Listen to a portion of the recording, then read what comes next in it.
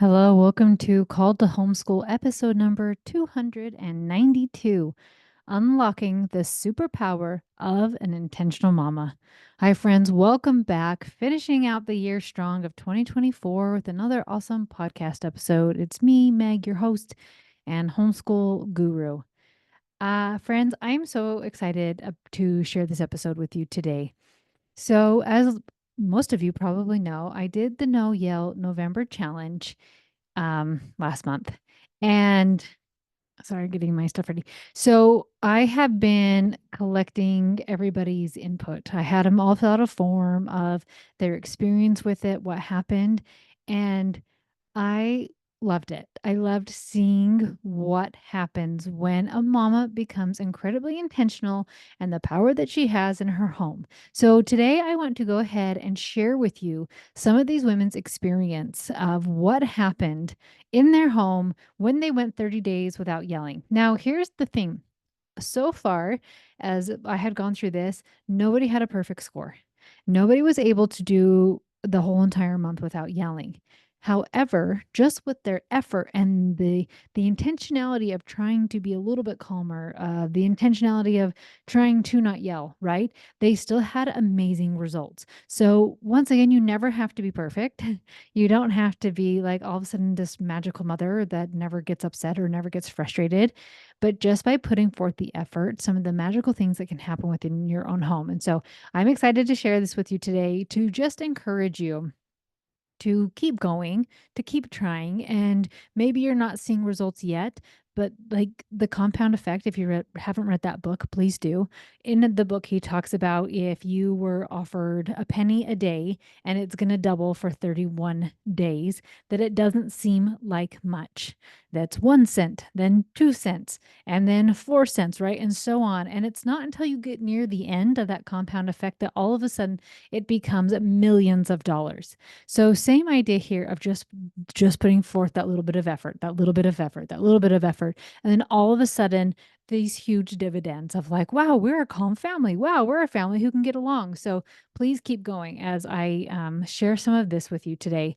So I asked them some questions about what was the best thing about the challenge, the hardest part of the challenge, what changes did you see in your kids, and what changes did you see in yourself. So I wanted to go through some of these today. So the first question is, what was the best thing about this challenge? And if you remember, part of this challenge was taking care of your fundamental needs. And as I've talked about last week, of this holistic approach, right? The whole mind, body, and soul for yourself and for your child. So it's not just like try to be calm or try to be consistent, but actually taking care of your fundamental needs. And I loved seeing how many people are like, wow, I didn't realize I was so exhausted. Or one mama told me that they must have a water filtering system or something that get water delivered, and there was a mess up and she didn't have her water delivered, so she was really low on water for several days. And she said my mood completely tanked and it completely changed. And so just those little things that you don't think are making a difference really do. So it was great to see a lot of them. So if you see like the daily needs, that's talking about the fundamentals. So hardest part of best thing about the challenge, reminding me to take daily care of my needs so I can show up better for myself and my family. I've been so depleted. I heard that one a lot about just feeling absolutely depleted. And that's why I cannot stress enough the importance of taking care of those basic, fundamental daily needs. I really tried this month to have better habits and, most importantly, better regulate myself. Let's see, this one says, having the challenge and checklist were extremely motivating and allowed me to make changes in my life that I didn't think were possible. So awesome. Another person's best thing, learning to control my emotions. Holy cow, isn't that amazing? Can you imagine what that does for your babies too? Just the example of you setting of like, wow, I can control my emotions. Now I can teach you. It was interesting. I last month my son that has the gym was out of town. So my husband and I covered his classes. And it was interesting with some of the moves, I cannot do them. So I can't do a strict pull-up. And so trying to teach a skill that you do not have. I know how to tell you how to do a pull up, but I can't actually show you how to do a pull up. And so, but so interesting with my husband's coaching or my son is coaching, they're like, this is how you do it. Let me show you. of this, like, this is how you control your emotions. Watch me. Let me show you because you are doing it. And it is just, it is so big for your kids. So I love that one. Focusing more on the relationship. Yes, because like at the end of the day, that's what's important, right? Is that relationship you have with your spouse, your children. I love this. Learning how much water changes my tolerance. Now, would you ever in a million years put two and two together with that of like, oh, if I don't drink water, I'm not very tolerant. And it's just crazy that these little fundamental habits of just that water like allowed them to have more tolerance of just like, wow, I'm so dehydrated and I had no idea. So I love that one. There was a teen I've been working with and she is a big coffee and soda drinker. And I said, here's the deal. You can have those, but you have to match it with water. So if you get a 32-ounce soda, you have to drink 32 ounces of water. If you get, I don't know coffee sizes, but if you get like a coffee size of this, you have to have so much water of that. And it only took a week or two. And she was like, well, that was intense. So she started getting more water, and like the soda and the coffee continued to decline. And she was like, I feel so much better. I can think clearer. My skin feels amazing. I don't have headaches anymore. And so then that made her be able to be more relaxed and more calm because she wasn't just so irritated all the time. So I love that. Um, this is interesting. Let's see. The best thing about the challenge, my kids calling me out when I yelled or raised my voice to help me be aware. And this can be done in such a loving way of just that awareness, not in a like, you're the worst mom ever, but just like, mom, you got this. Like, don't do it. And I think you can do that in a really positive way. So I love the team support with family, feeling a deeper connection with kids. See, I appreciated taking the approach of making sure I wasn't depleted in the basic needs. Emotional regulation is very hard. That I can at least do some of the simple things to set myself up for success. So good. That the peace in our home from not just me, but from my husband and kids. The accountability and realizing the lack of sleep and not caring for myself with the simple things make me more irritable. So many things with the fundamentals. I'm not going to go through all of these. That would be a really long episode, but just so many of these people going through of the fundamentals and how that started to shift so many things. So then the next question was, what was the hardest part of this challenge? And I love all of these answers. And once again, I'm just going to read a few of them. One of them says, not beating myself up when it didn't go right when I resorted to yelling. Yes, yes, yes. Can I just like the not beating yourself up on whatever habit you are trying to do? Not beating yourself up when you didn't do school again. Not beating yourself up when you are just feeding your kids junk food every day or whatnot, right? Like whatever that thing is of not beating yourself up. Because when you beat yourself up, it completely stops you. Like, what's the point? You kind of feel like you're a loser, or what's the point of trying? Because you're never going to do it. You're never going to be awesome or figure it out anyway. So why keep going, right?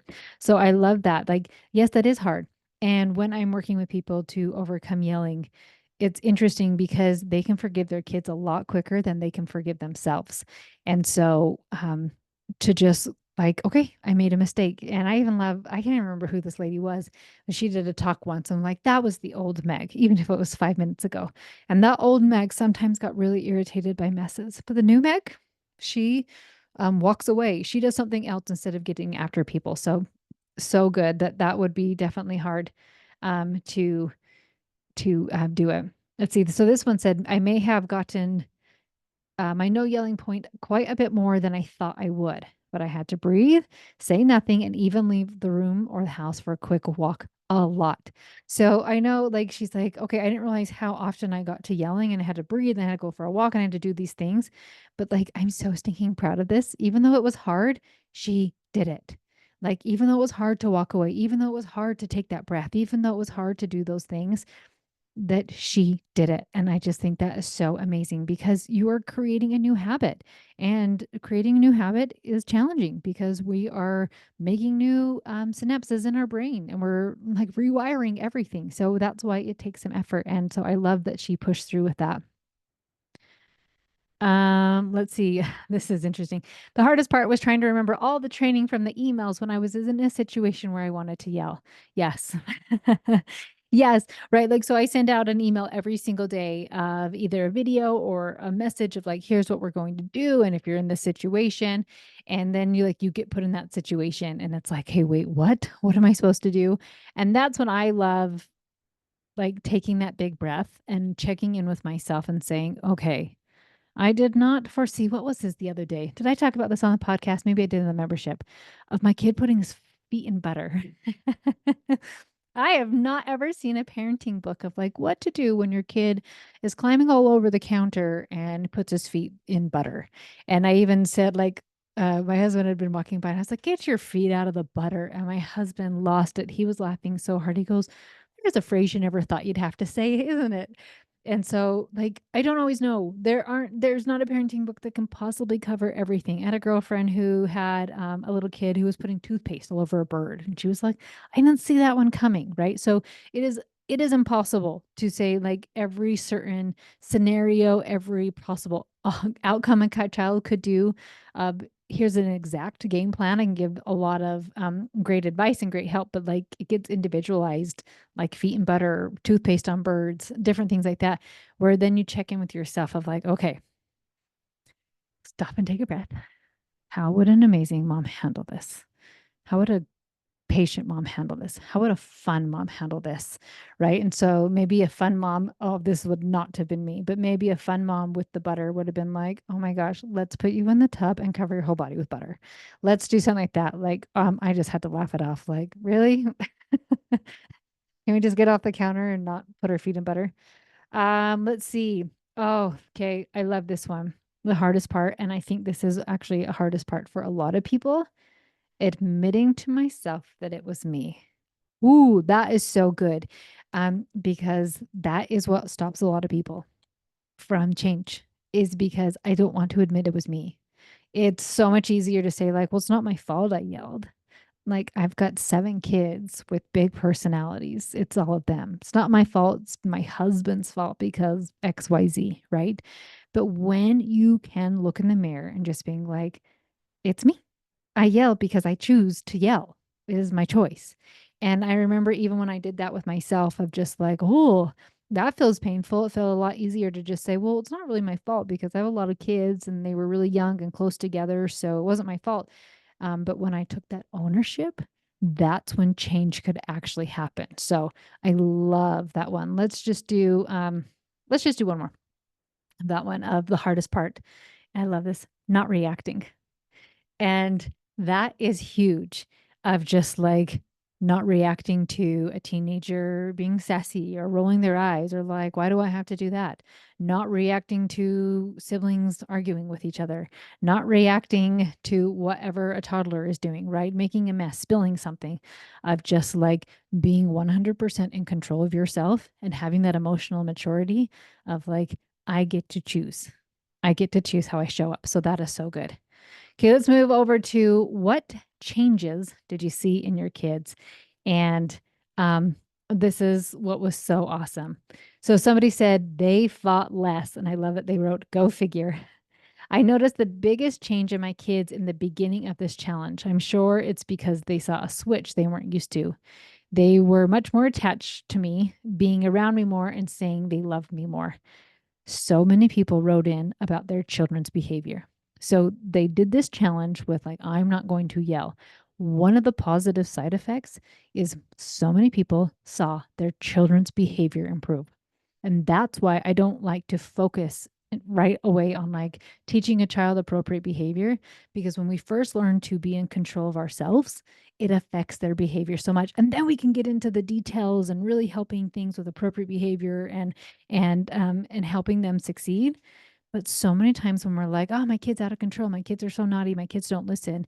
And when we can say, like, okay, but am I part of that problem? Like that one cute lady said, noticing it, like it was me, it was my choice. So, um, like with your kids' behavior of like, what am I part of the problem? Am I like, is there something I'm doing where I could help this? So, love that one. Let's see. Somebody's son found their mom's little Fitbit and started to count his steps too. And I thought that was so cute because, like, once again, your example's huge. And I have a daughter now who's like, I want to do a half marathon with you because you run so much and maybe I'd like it. And she's been running with me. And it's just been fun to see little things like that. And the reason we did steps is because when you exercise, you feel better. And when you feel better, you're less reactive and you're less explosive and you're more in control of yourself. So those were some of the reasons we did that. So part of the challenge was walking 6,000 steps a day. So I love that our kid was like, well, I want to do it too. Following mom's example with that. She also said, we are working towards having a less explosive house. Isn't that everything? Can you see like how homeschool becomes joyful when there's not all this fighting and not all this contention and not this explosive energy with everybody, but just learning to be together and have a lot of fun with one another? Let's see. Changes in your kids. My son is good and has a kind heart. So just cute. Let's see. I was able to see them pause and choose to help instead of adding to the problem. Oh my goodness. Isn't that amazing that these kids, just by mom working on not yelling and taking care of her fundamentals, one of the changes was her kids now pausing. How can I help? Instead of how can I add fuel to this fire? How can I help smother the flames? Can I take somebody for a walk? Hey, can I play with you, buddy? Hey, it's not a big deal. Let me help you, right? I just think, oh my goodness, I just read all of these and every day I would come to my husband as I was getting more. I was like, listen to this. This is so amazing. Like, and I just thought I have to do a whole podcast episode about it. They were calming. They were calmer. I noticed them yelling at each other less and having more grace with another. Our connection became deeper. My kids noticed I was doing things to take better care of myself, like getting in final steps a few times or having a half-gallon water bottle with me. And I've seen my kids copy what I've been doing. Like one kid has been trying more vegetables. They were calmer. They were very caring. They helped me. Um, the more connection, more affection, much more peaceful, treating each other better, more calm, less yelling from them. Like it goes on and on and on of just like how much it changed the whole entire house with just mom being in control of herself. And then, but well, I had a couple more questions. So the last one I'm going to go over is what changes did you see in yourself this month? Feeling better in myself, making sure I'm getting my steps in, eating better, being able to have a slower reaction time to be calm. So good. Felt more in control of myself. Isn't that like so many times you feel out of control? Like I didn't even know what came over me. And all of a sudden I went from 0 to 10 so quick, right? So just like feeling in control of yourself. Because I know a lot of times moms are reactive because they feel out of control.